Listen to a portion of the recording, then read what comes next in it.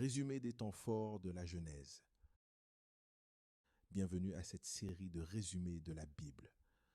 Dans un monde où nous lisons de moins en moins, ces résumés sont là pour vous aider à comprendre l'essentiel de la parole de Dieu. Mais attention, ces vidéos ou audios ne remplacent pas la lecture de la Bible elle-même. Elles sont un point de départ, une aide pour vous donner envie d'ouvrir les Écritures et de méditer sur ce que Dieu veut vous dire personnellement.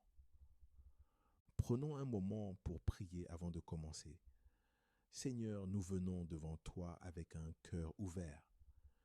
Aide-nous à comprendre ta parole et à recevoir les enseignements que tu as préparés pour nous. Donne-nous soif de te connaître davantage et que ce résumé nous inspire à aller plus loin dans la lecture de la Bible. Au nom de Jésus-Christ, nous avons prié. Amen. Alors, préparez-vous à découvrir ou redécouvrir les récits puissants de la Bible. Ouvrez vos cœurs car chaque page de ce livre contient un message pour vous. C'est parti pour notre résumé d'aujourd'hui, le livre de Genèse. 1. La création. Genèse chapitre 1-2. La Bible commence par ces mots puissants. Au commencement, Dieu créa les cieux et la terre. C'est le point de départ de tout ce que nous connaissons. Dans ces premiers chapitres de la Genèse, Dieu révèle sa puissance, sa sagesse et son amour en donnant vie à l'univers. Jour 1, la lumière. Dieu dit que la lumière soit et la lumière apparaît. Il sépare la lumière des ténèbres, appelant la lumière jour et les ténèbres nuit. Ainsi, Dieu crée le premier jour et établit le temps. Jour 2, le ciel. Dieu crée une étendue qu'il appelle ciel, séparant les eaux d'en haut et d'en bas. Il organise l'espace au-dessus de la terre. Jour 3, la terre et la végétation. Dieu rassemble les eaux pour faire apparaître la terre ferme, qu'il nomme terre, et les eaux regroupées, qu'il appelle mer. Ensuite, il ordonne à la terre de produire de la végétation, de l'herbe, des plantes portant des graines et des arbres portant des fruits. Jour 4, les astres. Dieu place des luminaires dans le ciel pour séparer le jour de la nuit et marquer les saisons, les jours et les années. Il crée le soleil pour illuminer le jour, la lune pour la nuit et les étoiles. Jour 5, les créatures marines et les oiseaux. Dieu remplit les mers de toutes sortes de poissons et les cieux d'oiseaux. Il bénit ces créatures et leur donne pour mission de se multiplier. Jour 6, les animaux terrestres et l'homme. Dieu crée les animaux terrestres, le bétail, les reptiles et les bêtes sauvages. Ensuite, il crée l'homme à son image et à sa ressemblance. Il leur donne l'autorité sur toute la création.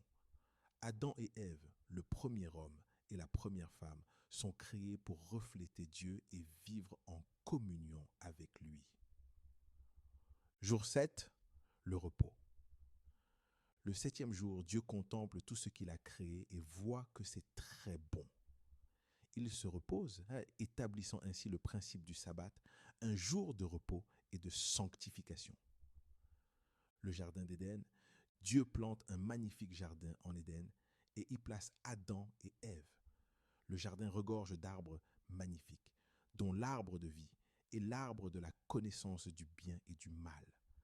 Adam et Ève sont chargés de cultiver et garder le jardin. Dieu leur donne tout en abondance, avec une seule interdiction, ne pas manger du fruit de l'arbre de la connaissance du bien et du mal. En seulement 7 jours, Dieu crée un univers parfait, rempli de beauté et d'harmonie. La création témoigne de sa gloire, de son amour et de sa bonté envers l'homme. Tout commence ici, dans un monde parfait, où l'homme est en communion avec son Créateur. 2. La chute, Genèse 3. Après la création parfaite, l'histoire prend un tournant tragique. Ce moment marque l'entrée du péché dans le monde, avec des conséquences éternelles pour l'humanité. Voici ce qui s'est passé dans le jardin d'Éden. La tentation. Dans le jardin, le serpent, qui est le plus rusé de tous les animaux, s'approche d'Ève. Il lui demande: Dieu a-t-il réellement dit: vous ne devez pas manger de tous les arbres du jardin? Ève répond que Dieu leur a permis de manger de tous les fruits, sauf celui de l'arbre de la connaissance du bien et du mal, car ils mourraient s'ils en mangeaient. Le serpent la contredit: vous ne mourrez pas. Mais Dieu sait que, le jour où vous en mangerez, vos yeux s'ouvriront et vous serez comme des dieux, connaissant le bien et le mal. La désobéissance. Tentée, Ève regarde le fruit et le trouve désirable, à la fois beau et prometteur de sagesse. Elle en mange et en donne à Adam, qui en mange aussi. Aussitôt, leurs yeux s'ouvrent. Ils prennent conscience qu'ils sont nus et se cachent avec des feuilles de figuier. La confrontation avec Dieu. Dieu appelle Adam et Ève. Quand il les trouve, Adam accuse Ève et Ève accuse le serpent. Alors Dieu prononce des jugements. Le serpent sera maudit et rampant. La femme souffrira dans l'enfantement et sera en lutte avec l'homme. L'homme travaillera dans la douleur pour subvenir à ses besoins et retournera à la poussière. L'expulsion. Dieu expulse Adam et Ève du jardin d'Éden pour qu'ils n'accèdent pas à l'arbre de vie et vivent éternellement dans leur péché. Il place des chérubins et une épée flamboyante pour garder l'entrée du jardin. La chute n'est pas seulement une histoire ancienne, mais l'origine de la séparation entre l'homme et Dieu. Pourtant, même dans ce moment sombre, Dieu annonce une promesse de salut. La descendance de la femme écrasera un jour la tête du serpent. 3. Caïn et Abel. Genèse chapitre 4. Après la chute, le péché s'intensifie dans le monde. Dans cette histoire, nous voyons comment la jalousie et la colère non maîtrisées peuvent te conduire au pire. Les offrandes. Caïn, l'aîné, cultive la terre, tandis qu'Abel élève des troupeaux. Tous deux offrent un sacrifice à Dieu. Caïn apporte les fruits de la terre. Abel offre les premiers-nés de son troupeau et leur graisse. Dieu regarde favorablement l'offrande d'Abel, mais pas celle de Caïn. Pourquoi? Parce que Dieu voit le cœur. L'offrande d'Abel est faite avec foi et obéissance, tandis que celle de Caïn est faite avec négligence. La jalousie. Caïn est rempli de colère. Dieu l'avertit: pourquoi es-tu irrité? Si tu fais bien, tu seras accepté. Mais si tu ne fais pas bien, le péché est tapis à ta porte et ses désirs se portent vers toi. Domine-le. Le premier meurtre. Caïn n'écoute pas l'avertissement. Il invite Abel dans les champs et le tue, marquant le premier meurtre de l'histoire. Quand Dieu l'interroge: où est ton frère Abel? Caïn répond: suis-je le gardien de mon frère? Dieu répond que le sang d'Abel crie vengeance depuis la terre. La malédiction de Caïn. Dieu punit Caïn en le rendant errant et fugitif. Pourtant, même dans sa justice, Dieu place une marque sur Caïn pour le protéger, montrant sa grâce. Conclusion. L'histoire de Caïn et Abel est un avertissement sur les dangers de la jalousie et de la colère. Elle nous rappelle aussi que Dieu est juste, mais aussi miséricordieux, même envers les pécheurs. 4. Le déluge et Noé. Genèse chapitre 6-9. Le monde créé par Dieu était parfait, mais à cause du péché, l'humanité s'éloigna de lui. Dans l'histoire de Noé, nous voyons à la fois la justice de Dieu face au mal et sa miséricorde envers ceux qui lui sont fidèles. La méchanceté des hommes. La Bible dit que la méchanceté des hommes était grande sur la terre et que toutes les pensées de leur cœur se portaient chaque jour uniquement vers le mal. Dieu, attristé, décide d'effacer toute vie sur terre. Pourtant, au milieu de cette corruption, un homme se distingue, Noé. La Bible dit que Noé trouva grâce aux yeux de l'Éternel. La construction de l'arche. Dieu donne à Noé des instructions précises pour construire une arche, un immense bateau capable de sauver sa famille et un couple de chaque espèce animale. Malgré les moqueries des autres, Noé obéit à Dieu et construit l'arche avec foi. Le déluge. Quand tout est prêt, Dieu ordonne à Noé, sa famille et les animaux d'entrer dans l'arche. Pendant 40 jours et 40 nuits, il pleut sans interruption et les eaux couvrent toute la terre, même les plus hautes montagnes. Tout ce qui vit en dehors de l'arche périt. Le nouveau commencement. Après 150 jours, les eaux commencent à se retirer. L'arche s'arrête sur le mont Ararat. Noé envoie un corbeau, puis une colombe, pour vérifier si les eaux ont baissé. Lorsque la colombe revient avec une feuille d'olivier, Noé comprend que la terre est à nouveau habitable. Une fois sorti de l'arche, Noé offre un sacrifice en remerciement à Dieu.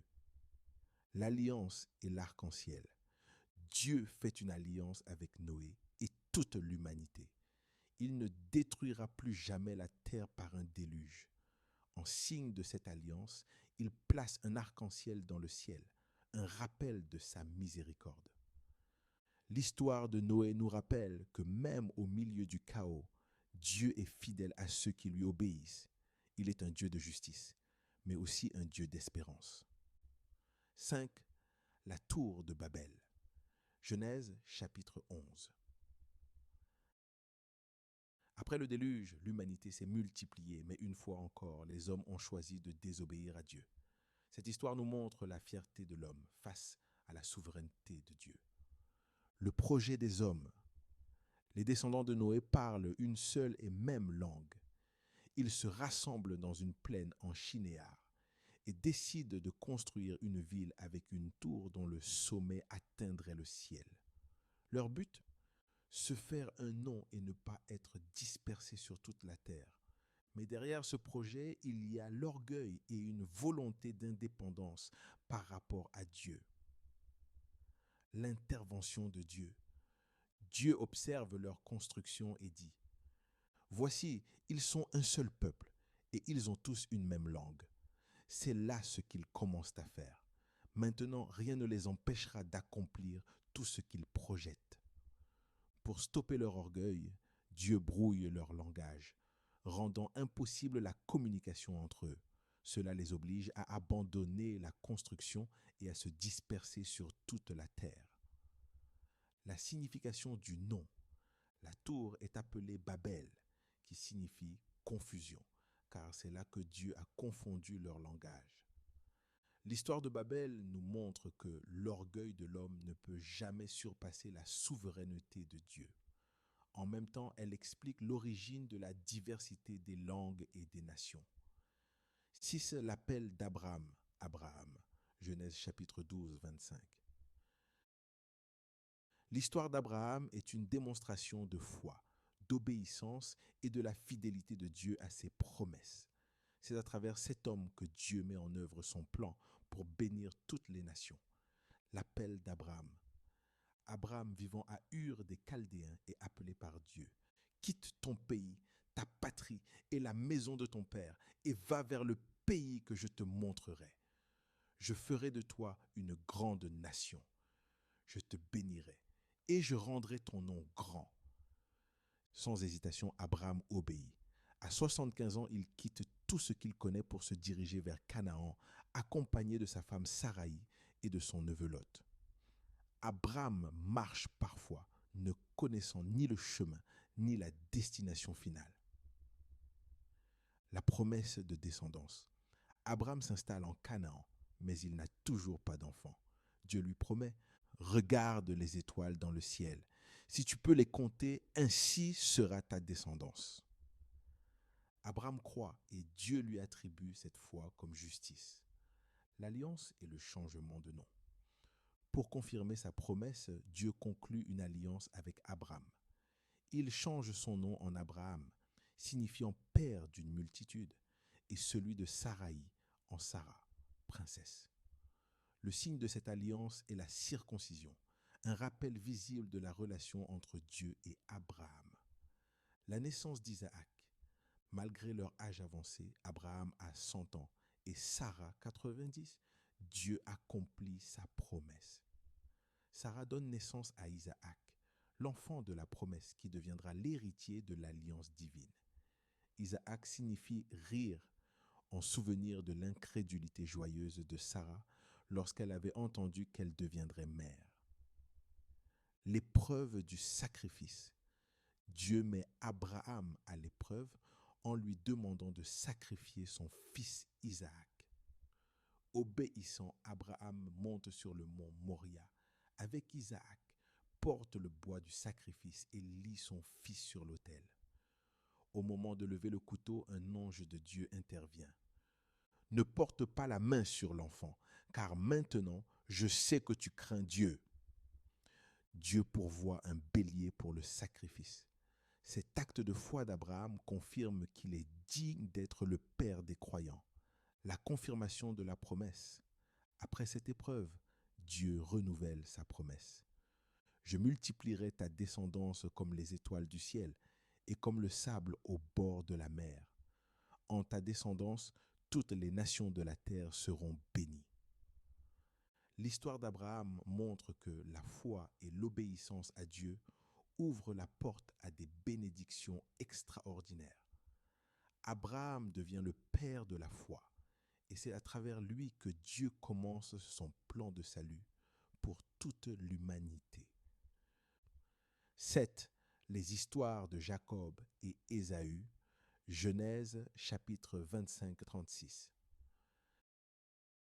L'histoire de Jacob et Ésaü illustre les conflits familiaux, les luttes personnelles et la transformation spirituelle. À travers ces récits, nous voyons comment Dieu accomplit ses desseins malgré les imperfections humaines. La naissance et la prophétie. Isaac, le fils d'Abraham, et sa femme Rebecca n'ont pas d'enfant pendant 20 ans. Quand Rebecca tombe enfin enceinte, elle ressent une lutte dans son ventre. Dieu lui révèle, 2 nations sont dans ton sein, et 2 peuples se sépareront en sortant de tes entrailles. L'aîné servira le plus jeune. Les jumeaux naissent. Ésaü, le premier-né, est roux et velu, tandis que Jacob, le cadet, tient le talon d'Ésaü en sortant, symbole de leur future rivalité. Le droit d'aînesse. Ésaü devient un chasseur impulsif, tandis que Jacob est calme et préfère rester auprès des tentes. Un jour, Ésaü revient affamé de la chasse.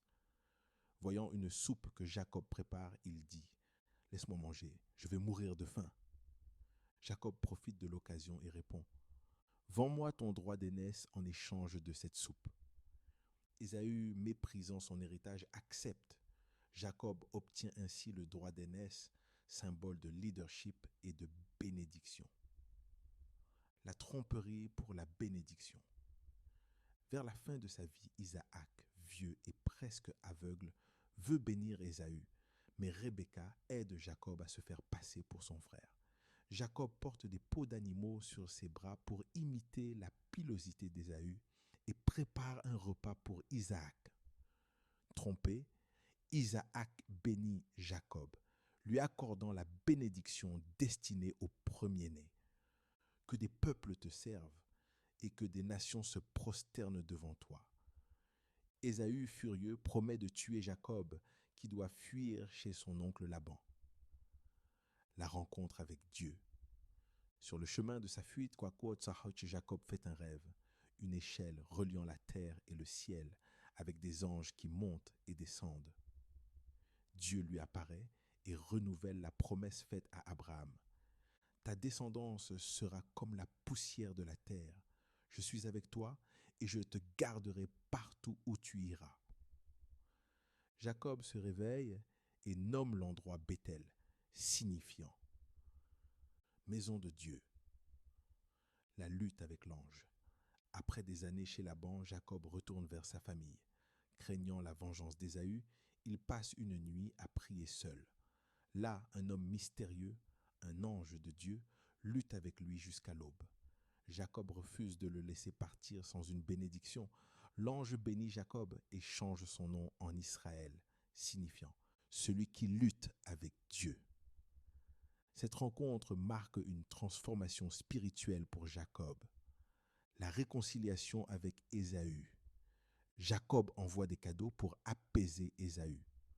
Contre toute attente, Ésaü l'accueille avec amour. Les deux frères se réconcilient, montrant que Dieu a adouci le cœur d'Ésaü. L'histoire de Jacob et Ésaü montre que Dieu accomplit ses plans, même à travers les conflits et les faiblesses humaines. Jacob, malgré ses tromperies, devient Israël, le père des 12 tribus. Sa vie est un témoignage de la grâce et de la transformation que Dieu peut opérer. 8. Joseph et ses frères, Genèse, chapitre 37-50. L'histoire de Joseph est une des plus remarquables de la Bible. Elle illustre la providence de Dieu qui transforme même les situations les plus difficiles pour accomplir ses plans parfaits. Joseph, le fils préféré. Joseph est le 11e fils de Jacob, mais il est le premier-né de Rachel, l'épouse préférée de Jacob. À cause de cela, Jacob l'aime davantage et lui offre une tunique de plusieurs couleurs, symbole de faveur. Cette préférence rend ses frères jaloux. Un jour, Joseph raconte à ses frères 2 rêves prophétiques. Dans le premier, leur gerbe se prosterne devant la sienne. Dans le second, le soleil, la lune et 11 étoiles se prosternent devant lui. Ses frères, furieux, le haïssent encore plus, voyant dans ses rêves une prétention à dominer. La trahison.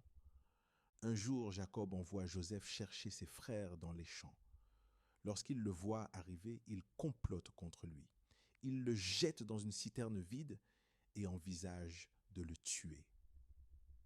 Finalement, poussé par Juda, ils le vendent comme esclave à des marchands ismaélites en route pour l'Égypte.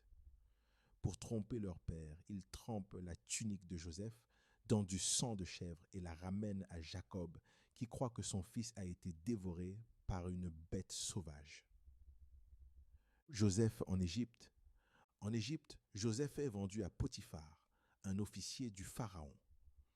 Grâce à son intégrité et son travail acharné, il gagne la confiance de Potiphar et devient l'intendant de sa maison. Mais la femme de Potiphar accuse Joseph à tort de tentative de viol après qu'il a résisté à ses avances. Joseph est jeté en prison. Même en prison, Joseph se distingue. Il interprète les rêves de 2 serviteurs du Pharaon, un échanson et un boulanger. Ces interprétations se réalisent et l'échanson est restauré à son poste. Joseph, gouverneur d'Égypte. 2 ans plus tard, le Pharaon a 2 rêves troublants que personne ne peut expliquer. L'échanson se souvient de Joseph qui est amené devant le Pharaon. Joseph interprète les rêves. Les 7 vaches grasses et les 7 épis pleins représentent 7 années d'abondance. Les 7 vaches maigres et les 7 épis vides symbolisent 7 années de famine. Joseph conseille de stocker des vivres pendant les années d'abondance. Impressionné par sa sagesse, le Pharaon nomme Joseph gouverneur d'Égypte, 2e en autorité après lui. La réconciliation avec ses frères. Lorsque la famine frappe, les frères de Joseph viennent en Égypte pour acheter du grain sans reconnaître leurs frères. Joseph, les testant, accuse d'abord ses frères d'être des espions, puis demande qu'ils ramènent Benjamin, son plus jeune frère. Après plusieurs allers-retours et un stratagème pour tester leur repentance, Joseph se révèle enfin à eux dans un moment poignant. « Je suis Joseph, votre frère, que vous avez vendu en Égypte. Mais ne soyez pas affligés, car Dieu m'a envoyé ici pour sauver des vies. » Ému, ils se réconcilient. Joseph invite toute sa famille, y compris Jacob, à s'installer en Égypte. La réunion familiale. Jacob retrouve Joseph et passe les dernières années de sa vie en Égypte. Avant de mourir, Jacob bénit ses fils, établissant les 12 tribus d'Israël. Joseph continue à prendre soin de sa famille, affirmant que Dieu a transformé leur trahison en bénédiction. L'histoire de Joseph nous enseigne que Dieu est souverain, même dans l'adversité. Ce que les hommes voulaient pour le mal, Dieu l'a utilisé pour le bien. Joseph est un exemple de pardon, de foi et de fidélité à Dieu. Voilà, nous arrivons à la fin de ce résumé du livre de la Genèse, un livre rempli de récits puissants qui posent les bases de toute l'histoire de l'humanité et de la relation entre Dieu et les hommes. Chaque point que nous avons abordé, de la création à l'histoire de Joseph, regorge de leçons profondes pour notre vie. Je vous encourage vivement à relire ces passages dans votre Bible, à méditer sur ces histoires et à laisser Dieu vous parler à travers elles. Restez connectés car dans notre prochaine vidéo, nous continuerons ce voyage passionnant à travers la Bible avec le résumé du livre de l'Exode. Merci de m'avoir accompagné dans cette exploration et à très bientôt pour la suite. Votre serviteur, le pasteur Angel.